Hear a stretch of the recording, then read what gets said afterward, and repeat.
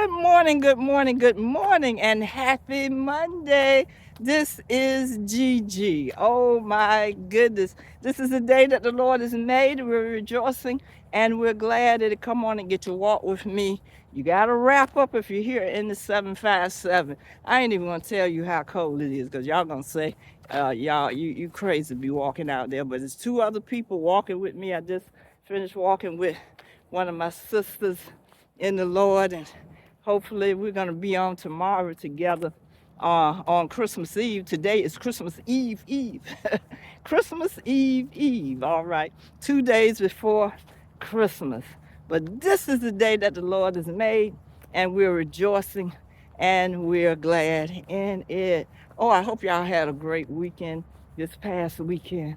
And I certainly did. And yesterday at our church, we just it was a finale of our Christmas celebration. What a wonderful, wonderful, joyous time that we had at Grace and Twine Ministries. Oh my goodness, it was just full of just worship and just some memories. You know, I got to play with my grandson. We played Silent Night. He plays the trumpet, and I played the flute, and we got to play together. Of course, my son is on the keyboard, so that's 3 generations. Oh my gosh, that's a memory that I always keep. And he did a good job too on Silent Night. And our daughter, oh, she did an awesome poem. She's in that drama area towards the night before Jesus came. Not the night before Christmas, but the night before Jesus came. And my husband, he was the worship leader yesterday because I had the assignment of bringing the word. And you need to tune in on Christmas morning because that service will premiere on Christmas Day at 10 a.m. Our service. And then let me mention, oh my goodness, the feast afterwards. I got to give a shout out to our Grace and Twine Ministry family because they can throw down when it's time to feast. Our sister Princess, she did that turkey. Ooh, it was nice and tender. That thing was good. Oh my goodness, we have a trustee, man. He makes that mac and cheese. He's always requested when we have events. He's got to do the mac and cheese, and all of our members and donations, and our trustee Davis made sure we had the spiral ham, and everybody brought their things. And one of our partners, oh, I got to mention Sister Pearl. Lord have mercy. She sent that sweet potato casserole with those nuts in it, and also 2 sweet potato pies. Man, it was good. Okay, I'm getting hungry again. But we had a wonderful time on yesterday. But this morning, as I was looking at our daily bread lesson today, and my gem nugget today, I'm titling it Positive Peer Pressure. Positive peer pressure. Because this is what it says in Hebrews 10, starting, I want to do these 2 verses. Let us hold unswervingly to the hope we profess, for he who promised is faithful. And let us consider how we may spur one another on towards love and good deeds. This is the NIV version. But how we can motivate, that verse there, let us consider how we may spur one another, or motivate one another on towards love and good deeds.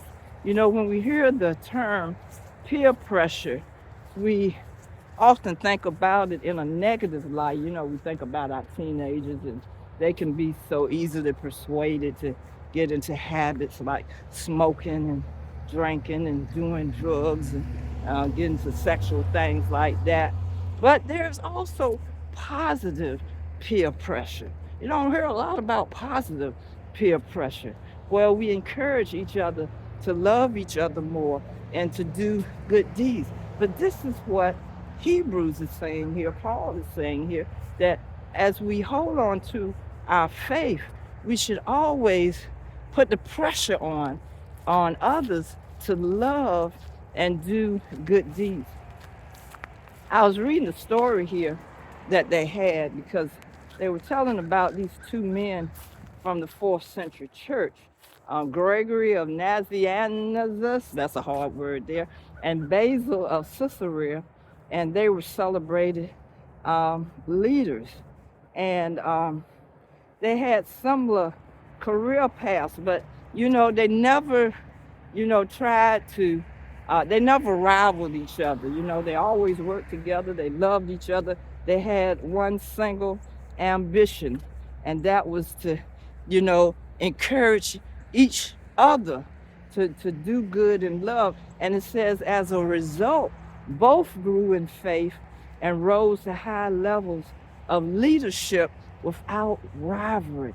See, sometimes some people, they just try to come in and take over instead of working together and loving one another. Because when you do that, that will help lead everybody in the right direction. I want to mention one more thing that happened yesterday.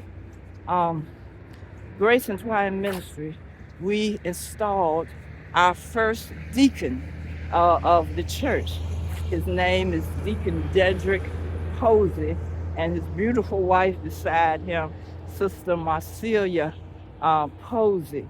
And I have to just give them a shout out because I know they are listening this morning, and we are just so happy for them. They joined our church about 2 months ago, a little over 2 months ago. And what was so strange, they don't live, they live right near the church. They said they had been passing by, and they said one Sunday, we're going to stop in. And do you know what? They came in and they stayed.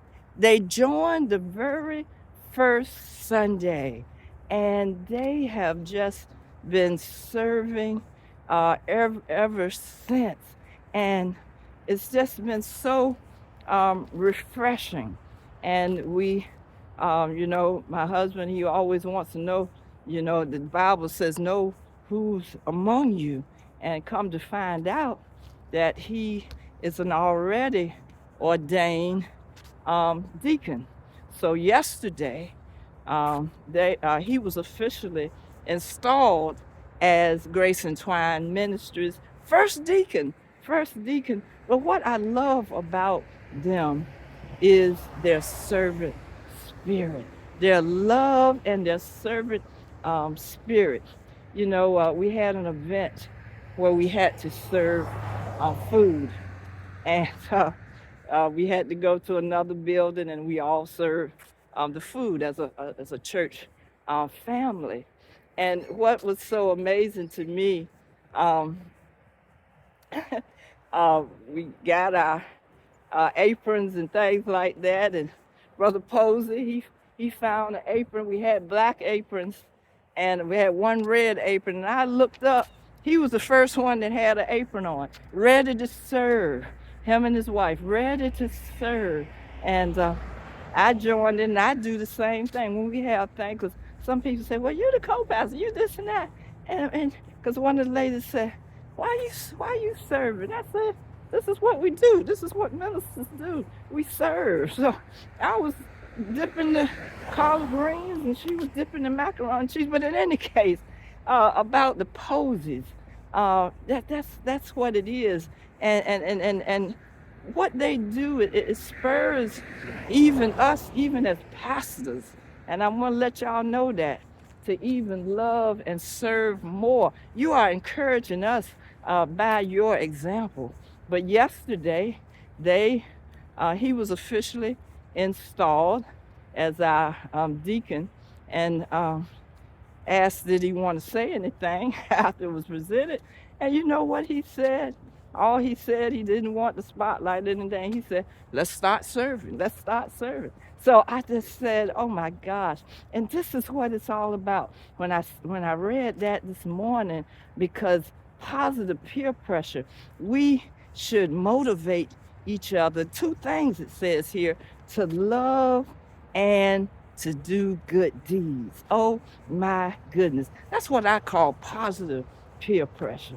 We're not influencing people to do the wrong things as we see sometimes our teenagers and young people, because this is not just for young people, it's for all people, even some of our grown people. We need to be motivated in the right direction. We're talking about positive peer pressure. So let us heed to what it says here in Hebrews. First of all, we need to hold unswervingly. We should not sway from our faith. It says, let us hold unswervingly. That means don't let nobody turn you around. Let us hold unswervingly to the hope we profess. For he who promised is faithful. I like that there. And let us consider how we may spur one another on toward love and good deeds. That's what it's all about. Oh my goodness.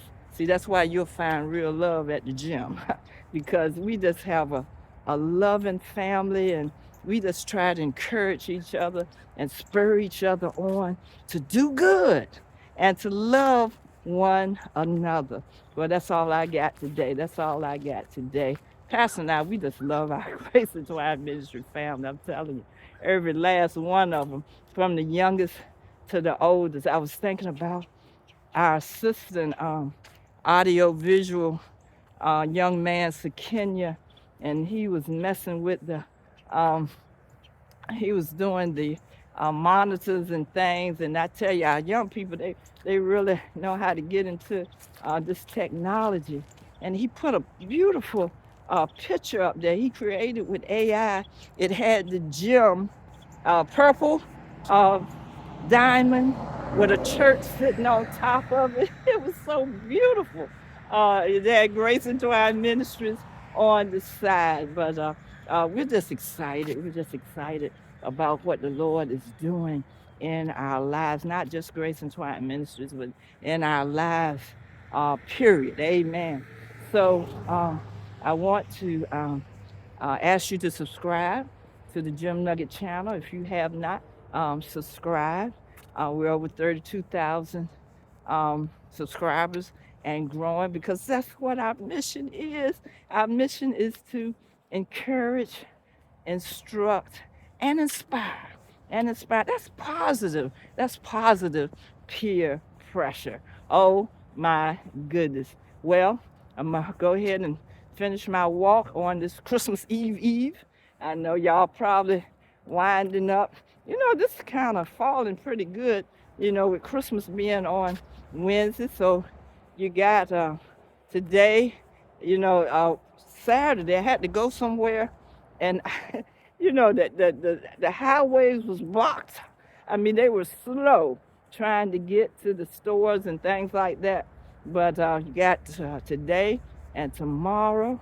I finished all my Christmas shopping, and Pastor, I can't wait. Pastor's gonna cook our turkey for Christmas Day. But it's just so exciting. It's just so exciting. So thank you for joining me this morning.